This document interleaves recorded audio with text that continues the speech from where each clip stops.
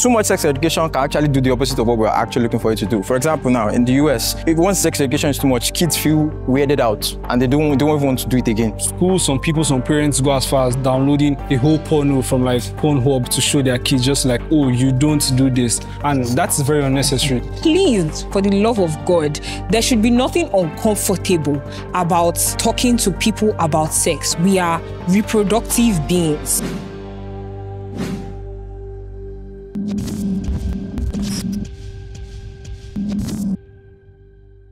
Here are the prompts we'll be discussing on today's episode. Please signify if you agree with the prompt. Girls have more privileges than boys in today's world. Nowadays, even with the whole trying to push feminine equality, there's still this mental difference in society that you are meant to treat the female more, when I say like eggs, or more fragile than the male. Girls definitely have privileges more than boys, especially nowadays, because there's been a general decline when it comes to the way boys have been perceived. And I'm talking to my experience. If I have a boy in university, he cannot afford to squarely focus on books. Perhaps he's thinking about how he's going to move out of his parents' house, how he's going to build his business. There's a lot of pressure on him, the society, his family, to really step up, make a name for himself. And more now than ever, that pressure has really gotten up, especially with young creatives making it out there, young Yahoo boys also making it out there. But with girls, it can be a little bit different. Can the disagreeers now speak? It would be very wrong to just have that sweeping statement that girls have more privileges than boys. I think you seem to forget that we still live in a very patriarchal society. I think you people are talking from the perspective of, the girls at your school, but in reality, there are a lot of issues that young girls face in Nigeria as a country. Female genital mutilation, sexual abuse, rape. There are some families that don't even allow their, daughters to go to school. I have female friends that are from households where they are not afforded the privilege to try out things or make mistakes like their brothers or the males in their family. I think I'm just going to respect the fact that they said, from my point of view, as in my university, they weren't really speaking about the society at large. But then I'm also going to say, I don't agree that girls have more privileges, nor do I agree that boys have more privileges. I think everybody is equally disadvantaged to a certain level. I personally believe that everybody should fight for themselves. This whole collective of this is being done to women and men are not speaking up, speak up for yourself. And then men being like, oh, when it's Women's Day, everybody's hearing about it. But if it's Men's Day, we don't talk, nothing. And I'm like, celebrate yourselves. It's literally not that difficult. My name is May. I am 18 years old. I write on Substack. I'm currently studying engineering. If I had been asked a couple of months ago or sometime last year, I would have had a lot to say that girls have a lot of privileges that guys don't, and I would have been really strong on that. But recently, some experiences have taught me that there are certain areas where females have more privileges and there are areas where males have more privileges. Can't really say one is more privileged than the other, nor can I say that one is more disadvantaged than the other. So I'll start from the point where, let's say, a woman gets married, she finds out that this man is cheating on her. She goes to her friends, they're like, oh, sorry, you have to stay in this marriage because, ladies are supposed to, be the ones to bring the family together. If you leave, what about your kids, this and that? Nobody's thinking about how this woman is feeling. And now you're telling me that I should stay. Why should I stay? Because of what the society will say. But if a lady should cheat, even the guy's friends will be like, guy, your woman cheat and you still did there. No, now let's leave. There are many fishes in the river.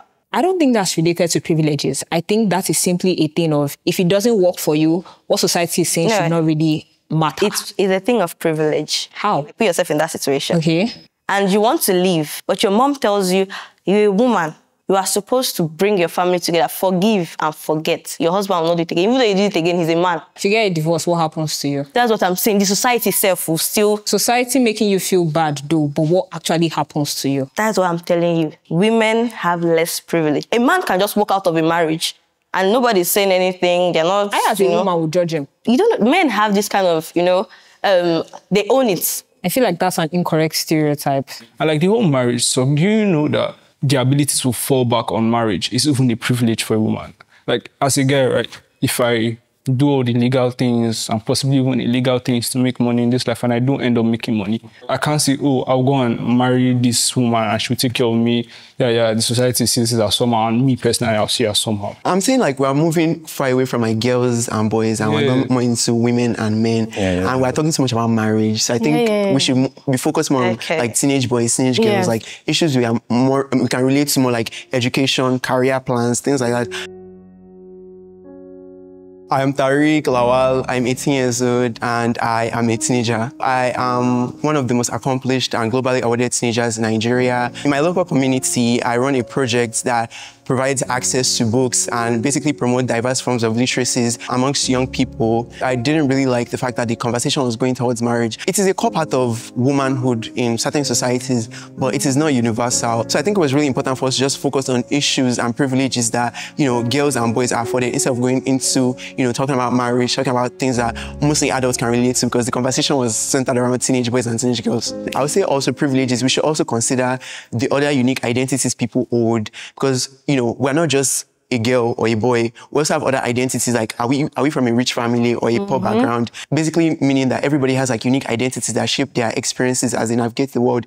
And sometimes pure luck, like some people just have more privileges than others. So I think that's something we should definitely be talking about more, because we live in a society where your gender also determines what kind of privileges you have.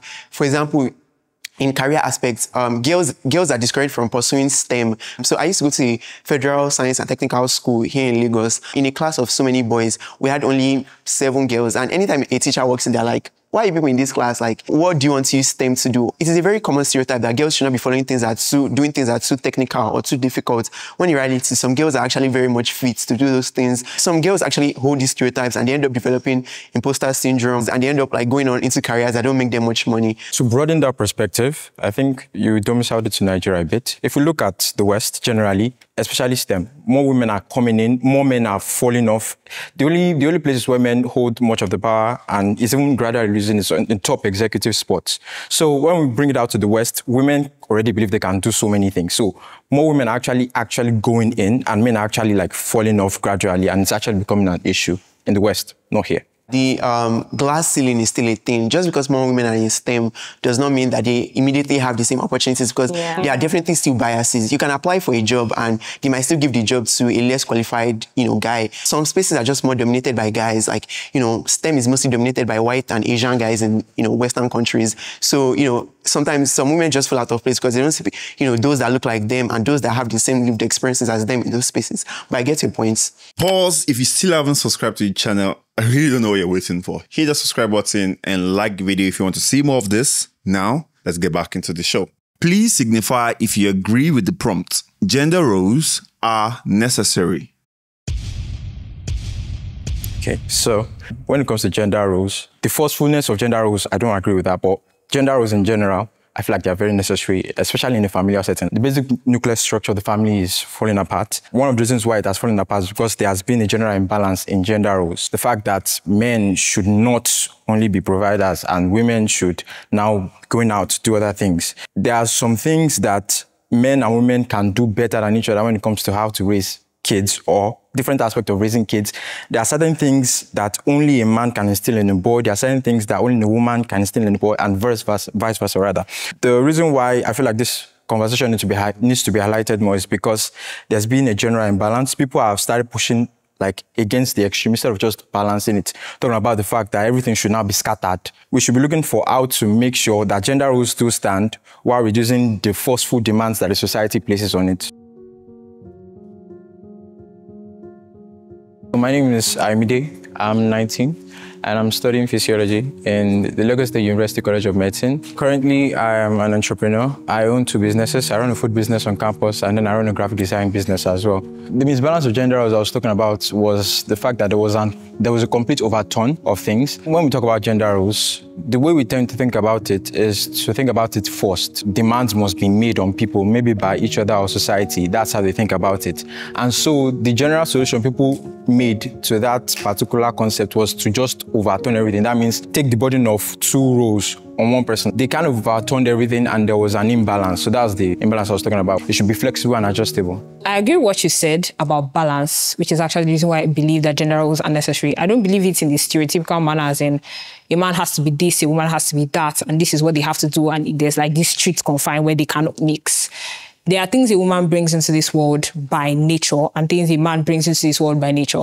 One of the gender roles that some of us, some parts of the world have chosen not to accept is that the man is the one that fertilizes the egg. That's basic science. You can't reverse that, even if some people are trying to. And then there are some things, for example, there has to be a seeker and the person who is being sought out. For example, there was a huge issue in the dating space, at least in my opinion, where guys had gotten rejected so much that nobody was doing seeking anymore. And so everybody's just sitting around and no one is talking like, oh, if I approach her, she's going to think I'm weird. If I approach him, he's going to think I'm weird. And so everything just reached a stalemate.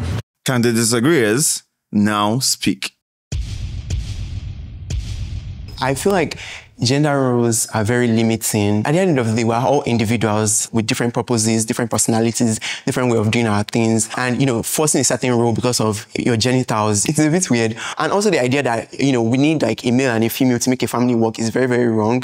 Because I grew up in a single parent household. My mom raised me, basically. I grew up really fine. Like, I grew up thriving. I do really well at school. I'm one of the top students in this country. Well, my dad basically exists, but he just like exists somewhere. Like he sticks around, but he's not really present. And I would definitely not say that, oh, you need a dad and a mom to make a family work. Yes, some situations you definitely need the two gender roles to work. But my mom, like, she does the male aspects of things, buying things, bringing money home. The idea that, oh, just because there are no dads in the household is why modern society is so flawed and so trashy and everything. I would say it's false, like, attribution, like, honestly, like, but I get your point. Exception is not the norm. The stats say a different thing. The thing is that most houses where it's a single-parent household or where the father is missing or where the mother is missing, there are serious deficiencies statistically. So there are certain exceptions where there can be a single parent and they raise perfectly fine kids. But looking at it generally, on a broad scale, on a larger scale, single-parent households tend to not do very well. Things are moving. We should go with the flow. Let's put it that way. These things really don't matter. That the man must do the protection. He must be the one bringing the money. He has certain roles to play in the kid's life. Okay, definitely, he has certain roles to play, the fatherly love and everything. But according to what he said, he actually grew up, his mom is a single mom. You would not know. It's just those ones that are unfortunate. My name is Uzuru Lauren. I'm 17 years old. And I also describe myself as academically smart. In the past, men were meant to do certain things, hunting, protecting, providing. But now things have changed. The women are also doing those things and they are doing well at it. This is Ngozi Okonjo-Iweala. If it was in the past now, they're like, she wants to go for that position. They'll be like, no, a lady is supposed to be here. A lady, a lady, a lady. We need a break from that phrase. Gender roles are not limiting. But then I want you to notice that it's in our time when nothing is working, where like everything is just collapsing, like low-key abandonment of gender roles, like it plays like a huge part in that. Gender roles are necessary just to make sure society works. We cannot always just say, kids that grow up with single moms usually turn out really bad. Because like sometimes kids that grow up with single dads also turn out really badly. In a lot of families, they have housewives. How is it reflecting on the wider Nigerian society? Even Western countries that are criticizing that they are collapsing, the economy is still working fine at best. If there were no gender roles, we would have female politicians that make this country work. But if you keep on holding to the limiting belief that we don't have to play the role of housewife or nurturer, like we will not progress as a society. I personally feel gender roles can be very limiting because it forces people to act a certain way, to think a certain way, to express themselves in a certain way. And it's really important that everybody, regardless of their gender, just given this space to just be themselves and basically just thrive. Society often like forces people into this rigid box, like, oh, yeah, boy, you must like blue, you must play sports. Through my existence, I've been trying to like help people understand that you don't have to be a certain way because of your gender. You can express yourself, you can try new things, you can like fashion, love pink, you can express yourself in certain ways. Like, I don't subscribe to traditional gender roles, and I'm still able to take on leadership roles, doing Model United Nations, and I'm just like, being confident and hold on leadership roles despite not being traditionally masculine or conforming to gender roles. The truth is, gender roles is not just a woman does this, a man does this. Gender roles are the things that are expected for both genders to do. So if one gender is doing both gender roles, it does not mean that gender roles have ceased to exist. It just means that one person is carrying it upon her shoulders. And when you are carrying the work of two on one shoulder, it's not balanced. That's not the way things should be. Regarding the matter of if we had more females working, there would be less issues in Nigeria, I personally disagree, because I have looked at women work together.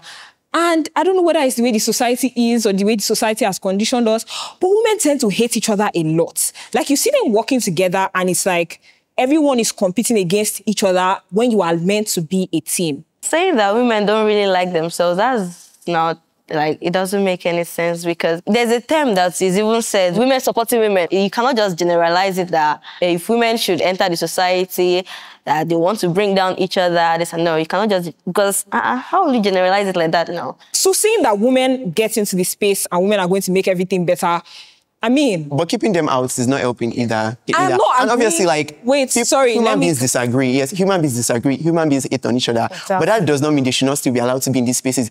Have you heard of the whole Senator Natasha thing? Okay, so, but wait, we need more female politicians. The thing is... Like, cannot say, oh, because women are always hating on each other, we don't need more female politicians. That is very sexist. I'm not saying we don't need more. I'm saying that we need more is going to fix the problem does not hold true. I'm not saying it's to fix all the problems, but it's to fix some. Okay. Yeah, I'm not saying it's to fix all the problems. Like, the prompt here is, are gender rules necessary? Not should gender rules be forced? I never said gender rules should be forced. We are talking about them not being allowed in spaces. That's forcing them out. Girls mature faster than boys.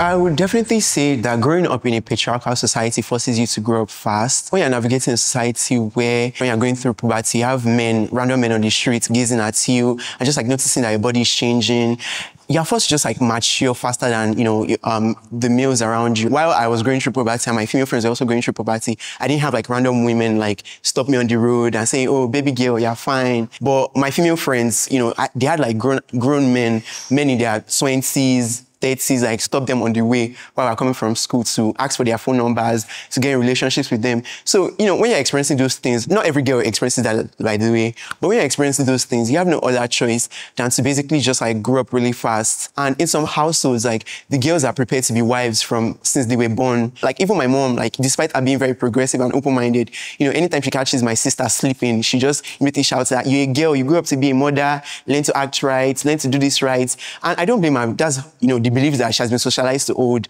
Imagine maybe you're 25 and you're not married. Everybody's like, when is she going to get married? She's already getting old. And there's one 42-year-old man that is not even married. Like, and he will still come back and come and marry one 20-year-old girl. What you also said about moms waking up their kids to join them in the kitchen. My mom was actually bragging it to me about our first daughter. My mom was like, at 5, his sister was like, she already knows how to turn semo. I'm like, Semo? Mommy, no, please don't read that leg. I cannot do that thing. It got to a stage. My sister was not that old. Maybe she wasn't even a teenager when she started taking care of us. Sometimes if my parents would travel, that's when she was 13. They'll travel 2 weeks. Only me and my sisters would be at home. You can imagine her taking care of 3 younger siblings at the age of maybe 12, 13. What everybody said is true. I remember when my sister was like maybe 13, 12, I don't really remember the age. Always enter kitchen, always do this, always do that, always. And those little things, right? It stirs up their mental states. Mentally, they're older than their actual age. They become more mature because maturity is not just about body size, it's about how you think, how you move, how you behave. I'm comparing myself at 18 and my sister at 18, the gap is, because me, I don't even think I'm matured yet. Like girls, at a very young age, you have to learn how to protect ourselves. You learn how to, you know, avoid strangers or people trying to like touch you. Like we don't have the enjoyment of being small, young. We're not supposed to think about these things. Little children should be able to, you know, live their lives and like mature as like slowly as they age. I'm taking it at objective face value that girls do mature faster than boys because scientifically, girls do actually mature faster, they grow faster. From a younger age, they tend to develop the ability to notice social cues better, and then that helps them mature and grow faster. But at a certain point, the boys catch up, and based on different factors, either side increases or decreases. And then I'm not saying this to dismiss the fact that there are certain times where girls have been forced to grow or boys have been forced to grow, because it actually happens on the male side as well. Sexual eye-opening that occurs with girls at a very young age that forces them to mature. It can also be like that for males. Let's imagine a young boy. He has a younger sister or he has a younger brother. You can't touch her. You are supposed to protect her. If anybody's fighting your younger brother, you have to step up. If anybody's talking to your mother anyhow, you have to step up. So in a way, on both sides, there are different situations or factors that can make any child grow faster or grow slower. Can the disagreeer now speak? He has covered half of what I want to say about basically girls mature faster and then guys eventually catch up.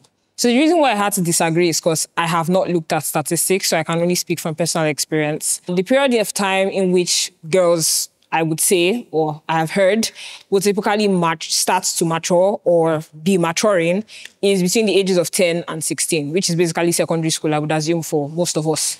And I spent my entire secondary school experience in an all-girls school. I'm a last born. All the girls around me are children becoming teenagers, becoming young adults. All of us were like behaving childish. There was a lot of childishness.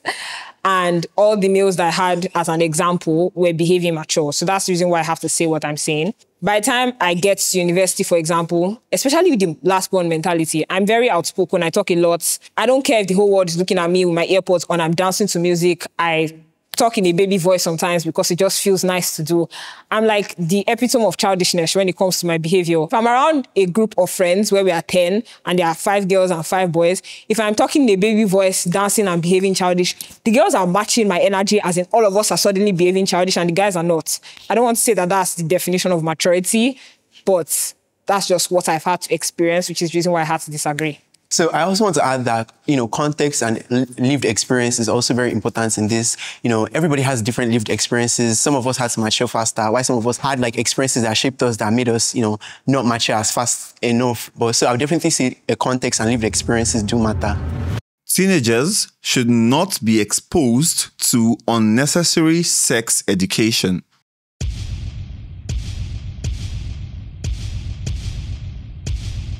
I personally believe sex education is really important. Comprehensive sex education, where people basically understand, sexuality, and if they even want to engage in sex at all, you should understand how to engage in it safely. But explicit sex content is just weird and very invasive. But at the same time, we also have to understand that when people are curious about something, they eventually find, very explicit ways to find it. It's probably Twitter or, pornography or something like that. If you don't teach people, they'll find out some way. And if you do teach them, you have to make sure that you teach them in a culturally sensitive way and in a way that is not too explicit. So many of us grew up in conservative households where, the topic of sex never come up. We mostly learn about sex through TV from our friends. I think it's really important that parents, start having those conversations, even though it is uncomfortable. As a victim of explicit exposure, number one, I just want to say that explicit exposure is like a substance. Not let children get exposed to it because it is addictive. And also, please, for the love of God, there should be nothing uncomfortable about talking to people about sex. We are reproductive beings. Keywords unnecessary and explicit. Some schools, some people, some parents go as far as downloading a whole porno from Pornhub to show their kids, just oh, you don't do this. And that's very unnecessary. You get, maybe when you get to 18, 19, 17, or that age range, there's a particular level of, let's say, explicitness you're meant to, I don't know the word, and like she said, it's a drug. If you show a child a porno in the name of trying to educate that child is going to porn up that night. Okay, sorry. I'm not even saying that parents or adults are exposing children to it. I'm saying protect your kids from it. There's no reason why a child should be able to walk into a library. I loved books as a child. There's no reason why a child should be able to walk into a library and just find Nora Roberts lying there. That's not normal. Please, don't do that. I think teenagers should be, exposed to some level of the sex talk and stuff. But unnecessary, no, because it's something that is probably very easy to get addicted to. And it's eats up your brain, it destroys your brain. And it can change you, it can make you a whole, completely different person. Yeah, teaching your child how to know what is good and what is bad. When a man comes to you, you should know that there's a certain vibe he's bringing. That's the reason you teach a child sex education, so that she's aware, so that if a man comes here and is telling you certain things, you know that this man is he's a perv. But these unnecessary parts, like the Pornhub thing or other explicit content, I don't see it necessary, because now you are giving a little child or a teenager too much information. I think, first of all, that sex education is very important. And I think the conservative point of view needs to step away from that very archaic tradition of not talking about sex point blank. Unnecessary being the keyword and explicit being the keyword, right? There are a lot of ways you can sexually educate people without it being explicit, without it being overindulging. Too much sex education can actually do the opposite of what we're actually looking for it to do. For example, now in the US, if once sex education is too much, kids feel weirded out and they don't even want to do it again. Give them the knowledge they need to know, give them the cultural relevance, and then it should not be unnecessary and it should not be explicit, yeah. So it is really important that everyone is taught like digital etiquette, especially young people, to know that, you know, when you go online, you might see certain things, just make sure you don't engage with the content or block it or don't even view it. And also teach them the dangers of, like, you know, excessive pornography or even watching pornography at all. Parents are more strict on girls than boys.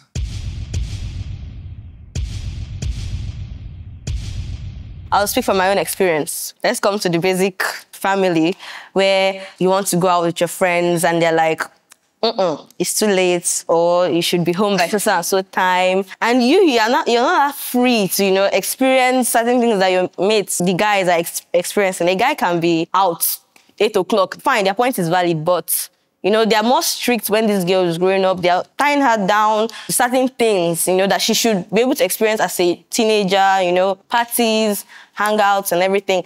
Even though they want to be strict, there should be some limitations to it. But parents these days, they are just, you know, covering the child, covering her, protecting, all in name of protection. If that girl should leave your house eventually, that's why some students are running to faraway states to study. They want to, you know, feel free. You can relate, right? You want to feel free. For girls, parents like usually try to chain them down to like one place. We can't go to parties because like there are kidnappers around, there are rapists around. For males now, they can go because like no one will kidnap them, they are men. My name is Fikmayemi Dosunmu. I'm 16. I'm a teen, you know, a teen girl. Parents, they would usually prevent their female child from, you know, experiencing the world, all in the name of protection. It's not a bad thing to say that, oh, I don't want my daughter to go out because there are evil people around, you know. But again, she should be able to live her life. She should be able to experience things. So speaking from my experience, I have an older sister, and just certain things she didn't get to experience throughout her teenagers that I have experienced, just the early years of my teenagers. It's not even the matter of going out at night or all these things. Sometimes, broadly, I can just walk up and leave my house. You don't even know whether Caleb is in the house till Caleb comes back. But my sister, she can't really do that because she's a girl. Parents are more protective of females because this is going to sound very disrespectful, but they have more value in society than... I don't mean it in that sense, but I don't know if I'm communicating properly, Sha. Caleb Richard, I'm 18, I'm 18, that's 18. And I'm currently at my second year studying electrical electronics engineering at the Pan-Atlantic University, Lagos. That came out wrong. Basically what I wanted to push is that they are more prone to dangers and things towards just things in general. Socially, I watched it happen to my sister, and that strictness has resulted in me basically not telling my parents anything. My sister wants to go for a birthday party. Give my mom 3 weeks advance. Mom, I'm going for a birthday party. Week 1, week 2, week 3, day of. She's dressed, everything. Oh, you need to go and do that chore, clean this, clean that, clean this, clean that. Okay, can I go now? No, I had a dream. It's that dream part. So I didn't even bother to make friends or get invited to social birthday parties. If I'm not going for a birthday party, if I'm going out by myself, I don't need to tell anybody, and so I don't. They could have kidnapped me, actually, but next time go for coin. When my mom was younger, Dad was a geographer. She got to travel everywhere. She speaks literally every language. I know that is a Nigerian language, and I envy her for it. Let me go to your hometown in Delta State. No, I've not been anywhere apart from the south of Nigeria. It makes me very sad. I would not make this sweeping statement that, all parents are stricter with their girls than their boys. There are some families that pamper their daughters. And there are also girls that just grow up in households where their parents are super strict. You're not allowed to dress a certain way, go out, look a certain way, hang out with certain people. They just like control every aspect of their lives. But I feel like, due to the way society is and just like insecurity in Nigeria in general, some parents are just like overly careful. There are some people that do hold beliefs that a daughter is more likely to bring shame to the family if she's like allowed to just act anyhow. Pregnancy, for example. In some countries like Pakistan, there's something called honor killings, where they basically kill a woman if she does anything that brings, a bad reputation to the family and everything, which is really, really sad, honestly. Can they disagree? Now speak. So I'd like to preface by saying parenthood is a very delicate thing.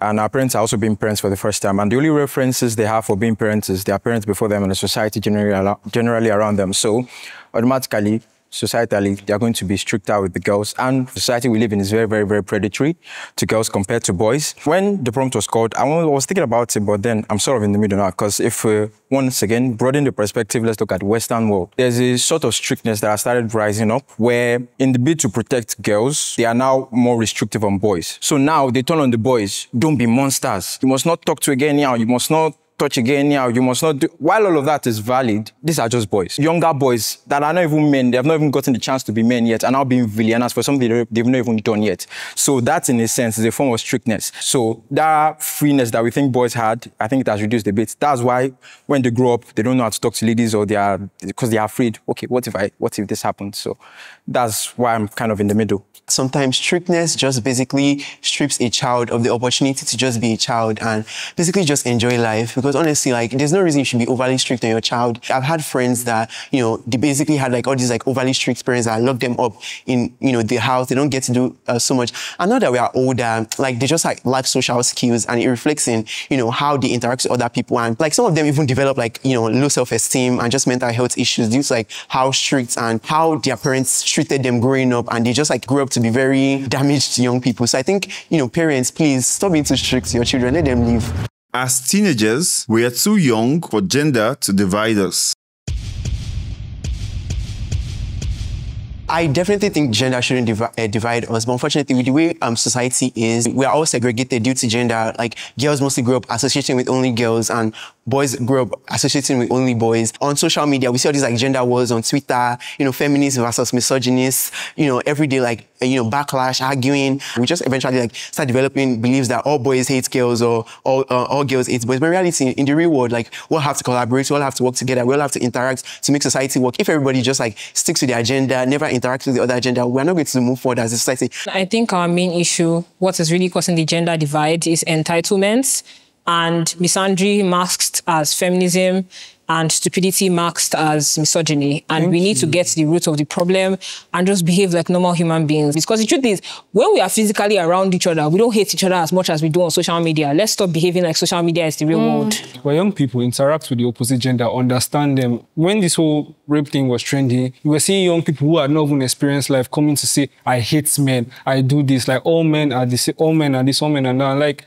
yeah, the truth is, majority of the rapists are men, but like, you're young, interact, understand people. I think everyone should learn how to respect each other. Gender wars are so like unnecessary, because if we hate each other now, this is like, the world it become much worse. I think that we should be able to like understand our differences, When you are hating unnecessarily, use that energy to do something profitable for you. Go and do something that will make your life better. Like, you just wake up in the morning, pick up your phone, you see a post that's totally unrelated. Like, it's not related to what the person posted. And you're like, what rubbish. Women are this. Men are this. No, that's unnecessary. Like, okay, so I like how we're all advocating for unity and all of that, but if that is actually what we do want, if we want to see the reality of that, we have a lot of work to do. Because from culture to the media to the general trend in raising children, to a lot of different things, that is not reality. At the end of the day, teenagers, as much as we should not be divided by gender, teenagers are actually divided by gender by a lot of different reasons, Men no longer talk to girls. Girls no longer associate with boys. Everybody's now wanting to be... At the end of the day, teenagers should not be separated by gender, but we do have a lot of work to do if we want to realize that. As a teenager, do not let, societal expectations determine how you live your life. Try new things, go out of your comfort zone. Don't feel pressure from your peers. Take your time and grow. Wake up, wake up, wake up, wake up, wake up. Just because you have a very mature body doesn't mean you have a mature mind. Invest in your mind. Let's stop fighting each other. We don't hate each other. Let's just be very honest. I'm not saying we should not continue the banter. It's fun, I get it. Like, let's try to be a tad bit kinder, okay? Don't cast off restraints of yourself to fill a role you're not ready for, that you don't fully understand. Don't act like a man when you're not a man. Don't have unprotected sex when you're not ready for marriage. And even if you're too scared to let them go out on their own, take them out, let them see the world. They don't have to do it alone. This world that is exploding with introverts, it's not because everybody wants to be an introvert. It's because we don't know how to interact with ourselves anymore. To parents that have teenage children, they are way grown than you give them credit for. In a bid to protect them from the outside world, remember that there's an inside world as well. The one that you and the dad or you and the mom create. It's way, way important to build the values and the systems that you want to see in your kid. Cut down on the strictness. When you're overly strict on your child, whether boy or girl, your child will want to run away through school. And when they get there, because they didn't do certain things, they tend to misbehave. Kids are kids, they make mistakes. Warning them or punishing them for certain things is normal, but restricting them based on fear is not going to help anybody. I know that there are a lot of horrors all over the world, and there are reasons to want to keep your children confined all the time. But the truth is, you are doing them more harm than good. We've come to the end of today's episode. I hope we've been able to find some level of understanding. Okay. I like the way you spoke, Sha. I like the way you spoke. Thank you. I said something about Yeah. yourself. From Nice, God, my nice, leg. nice Yes, shoes. I am from Oyo State and Nice Delta shoes. State. Bielsa. So Nation, nice. Sha. Yeah, nice shoes, everyone. nice shoes. I like the way you spoke.